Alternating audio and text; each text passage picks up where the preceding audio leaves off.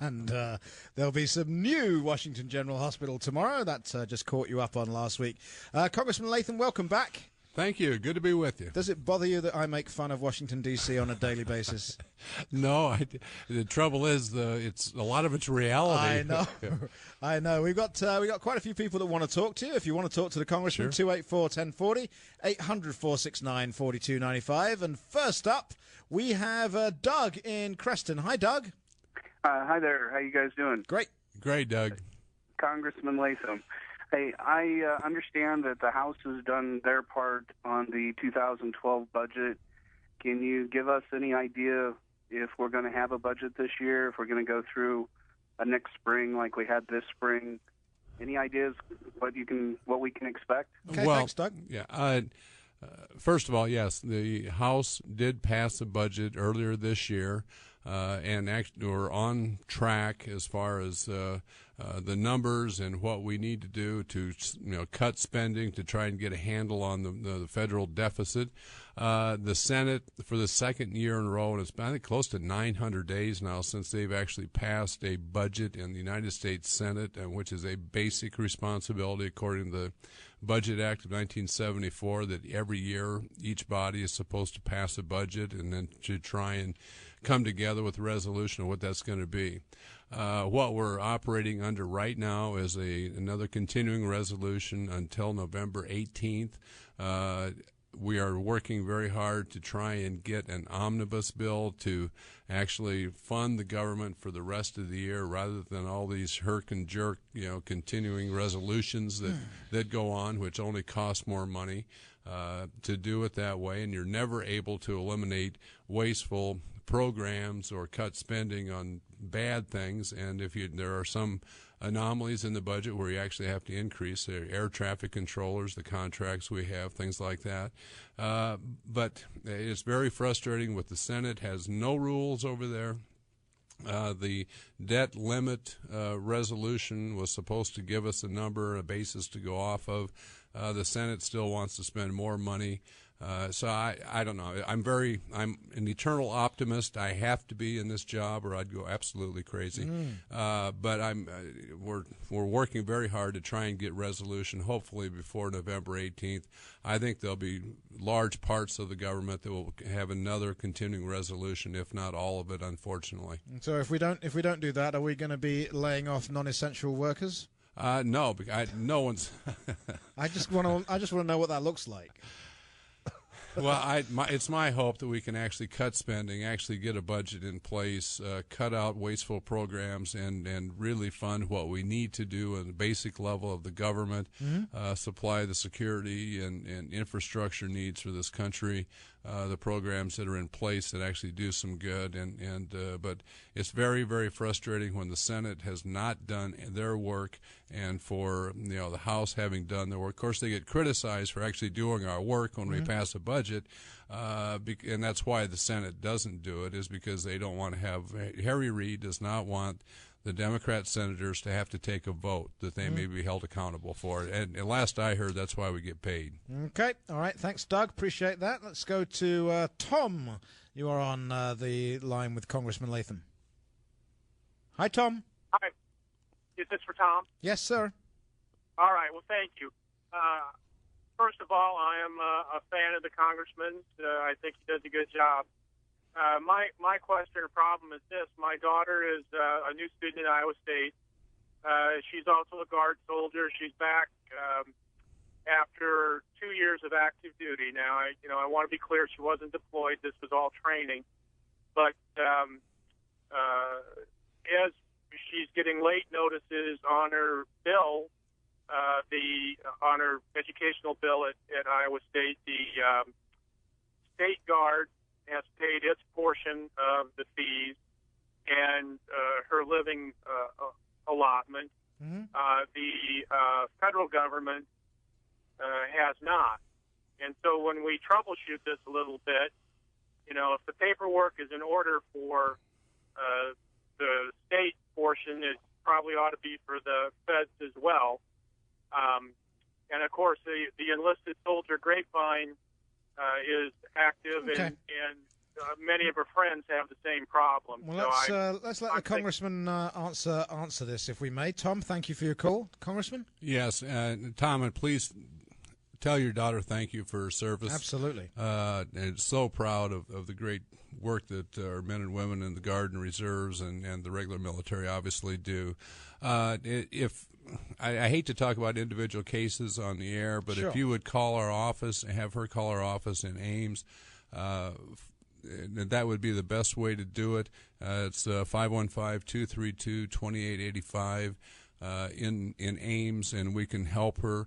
But this is some of the frustration that I think we're seeing out of the federal government. Why people do get so upset is that the basic things that the government should be doing and the commitments they've made to people like this in uniform, they don't seem to be able to accomplish. But they're able to spend a whole lot of money on a bunch of other crazy stuff and not really do the core fundamental mission of what the government should be doing. But please have her get in touch with my office there. I would be honored. 515-232-2885. Thanks very much for your call, Tom. What's the most important issue facing Iowa right now, Congressman? Jobs and getting this economy going, and therefore job creation. And the federal government has been simply a wet blanket across this whole country as to job creation. When you see the uncertainty that's out there as far as taxes going forward, what they're going to be. When you look at the president's health care bill, the increased taxes that puts on, and actual tax rate, but also the tremendous cost that has to small businesses going forward. When you see all the new regulations coming down on small businesses and all businesses of all sizes, it is just a wet blanket. People have to have certainty going forward for them to invest. It's not a matter of capital.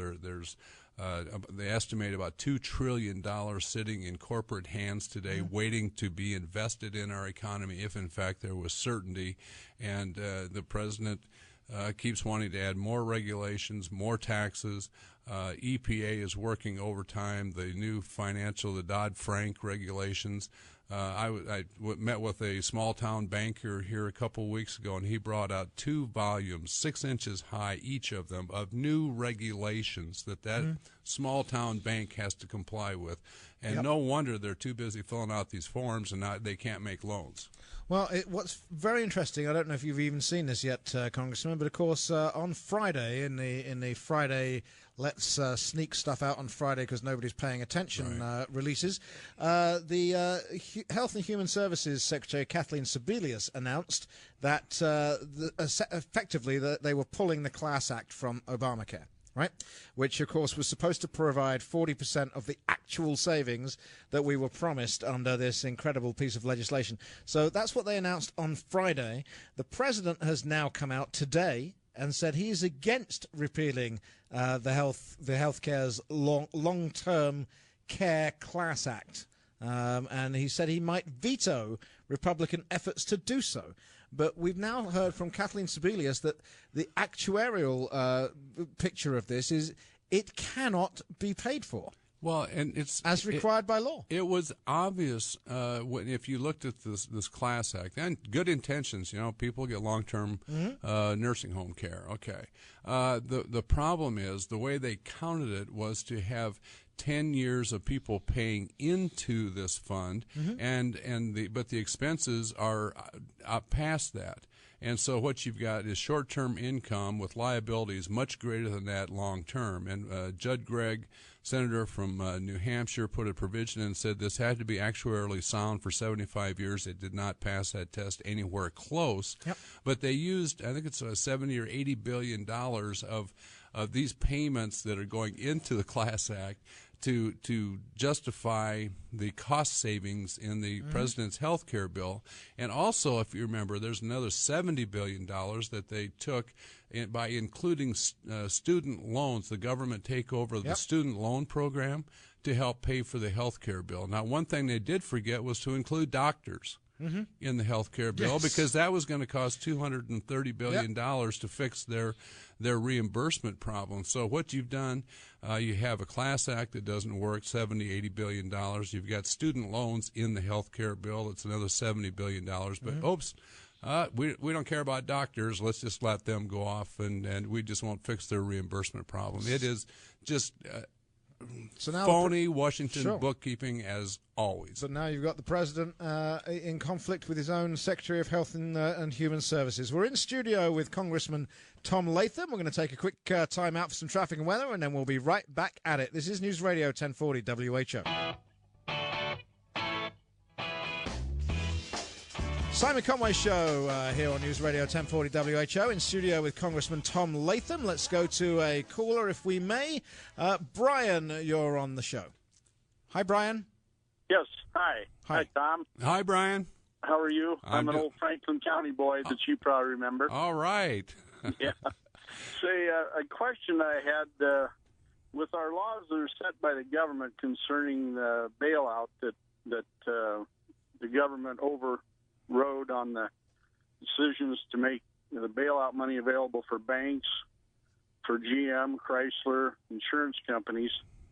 Who is responsible for taking into their own hands of not going by the rules concerning bankruptcy and reorganization that we all seem to have abided by in such instances of many people that have been through the All right, Brian. I think we know where you're going. I'm going to let the congressman answer your question. Well, the Dodd-Frank bill that was supposed to, basically take care of all the problems on Wall Street and too big to fail, the whole concept of the government bailing that out because these entities were so large that it would bring down the whole financial system. Well, all they did with Dodd-Frank was to put in law a way for too big to fail.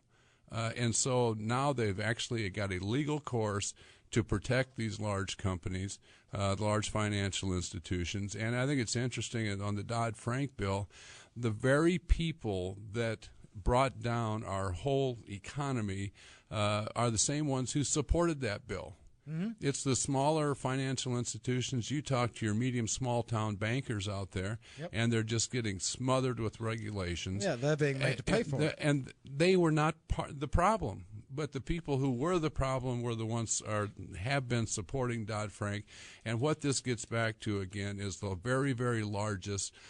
Don't mind to have a lot more government regulations because they've got floor after floor of lawyers and compliance people where the guy on Main Street cannot afford to compete against them because they just simply do not have the ability to hire 6 more compliance people just to fill out paperwork that no one will ever look at again. Thank you, Brian. I think what a lot of people don't understand either is that Wall Street is extremely liberal, and people just don't get that. They're incredibly liberal, very supportive of the president. I wonder if the people who are camped out in the park have any inkling of that. I don't think so. Apparently not. Let's grab another caller. Tom, you're on the Simon Conway Show with Congressman Latham. There's a lot of Toms today. Hi, Tom. There are. Different one. It says Tom different, it says on here. Are you talking to me? Yes, sir. Well, I would like Congressman Latham to just sketch out what a market-oriented health care reform package would look like. Thank you, sir.